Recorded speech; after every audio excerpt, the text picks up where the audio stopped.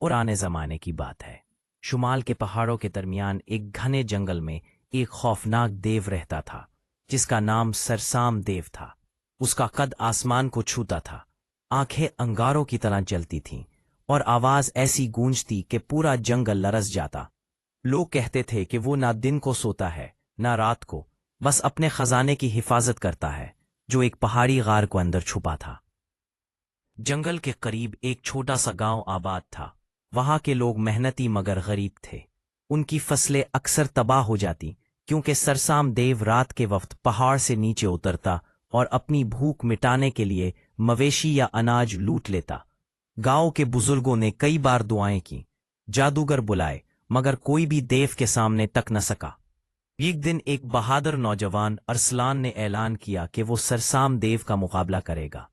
गांव वाले हैरान भी हुए और खौफजदा भी, मगर अरसलान ने कहा, अगर हम हमेशा डरते रहे तो कभी आजाद नहीं होंगे। उसकी मां ने आंसुओं के साथ उसे एक तावीज दिया और कहा, यह तुम्हें अंधेरों से बचाएगा। अगली रात अरसलान तलवार और मशअल लेकर पहाड़ की तरफ रवाना हुआ। चांदनी मध्यम थी, हवा में खामोशी छाई थी। जैसे ही वो गार के दहाने पर पहुंचा, जमीन हिलने लगी। एक गरजदार आवाज आई, कौन है जो सरसाम देव की नींद तोड़ने आया है?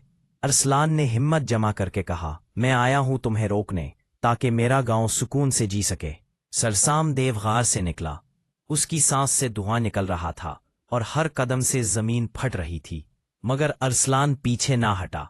उसने तावीज को आसमान की तरफ उठाया।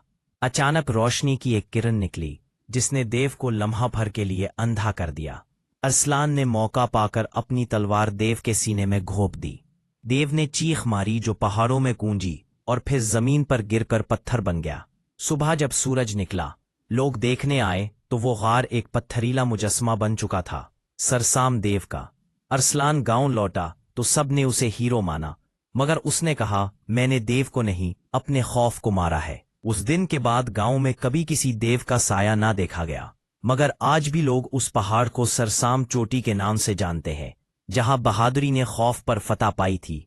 सबक: खौफ हमेशा उतना बड़ा होता है जितना हम उसे समझते हैं। अगर हम दिल से हिम्मत कर ले तो सबसे बड़ा देव भी मट्टी बन जाता है।